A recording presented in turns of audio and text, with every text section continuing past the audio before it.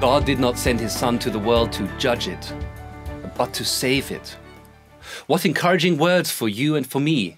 Jesus came to the world to help those in need, not to judge them, but to save them. He wants to help both you and me in the situation that we are in. He is interested in your and my life. Hello and welcome back. Our topic today is God's grace, a very important topic for you to turn your back on pornography. It is important for you to understand how merciful and how patient He is.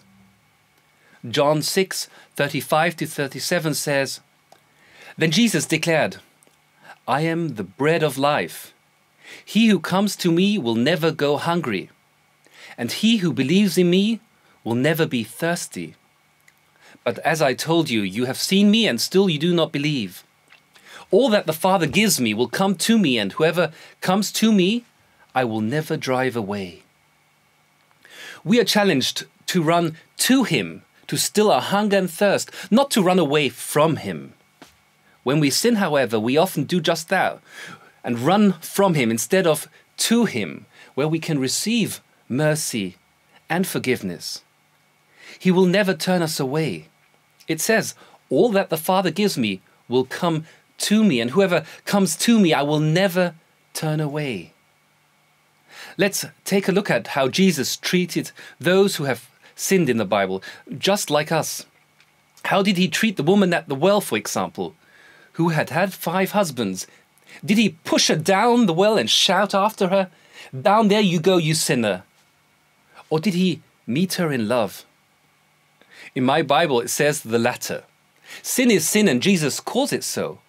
Although He hates the sin, He sees the heart of the woman and loves her. I remember well that when I watched pornography, I really wanted to be free. Looking back, I see that God saw through all the bad stuff in me and saw that I, deep in my heart, loved Him and wanted to be a man after His own heart. That is encouraging. God sees deep into the heart because that is important for Him. It's clear, though, that He says, "Go and sin no more." What about the second passage in John 8:7-12, where a woman is caught in adultery? Interesting that it is only the woman who gets caught. In my opinion, it takes 2 to commit adultery. Where was the man? The woman should have been stoned. This occurrence ended like this. Jesus was left with the woman still standing there. Jesus straightened up and asked her, "Woman, where are they? Has no one condemned you?" "No one, sir," she said. "Then neither I condemn you," Jesus declared. "Go and sin no more." When Jesus spoke again to the people, He said, "I am the light of the world. Whoever follows me will never walk in darkness, but will have the light of life." Again, what encouraging words. They show us what a wonderful God we have. He wants to bring light into the dark world and bring you to life again.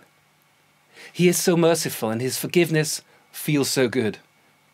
I experienced that God was there over and over again, even after I had watched pornography and had then asked for forgiveness. He picked me up and put me on the new path. Have you experienced this? God meeting you very personally? Let God in and get to know and understand Him better. You can read so much about Him in the Bible, especially about His character and His mercy.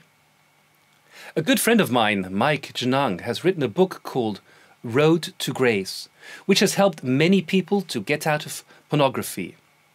Several of our men's groups, i.e. self-help groups, use this book to discuss the topic of God's grace.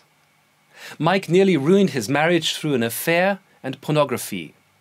He describes how he was helped and shown a way out of this in a meeting with God. This book had a deep effect on me and many others I know, and helped me to understand how grace is an important topic.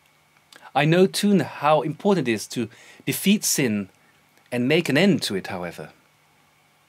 Go this way yourself. It is worth it. This is a way of getting to know God better.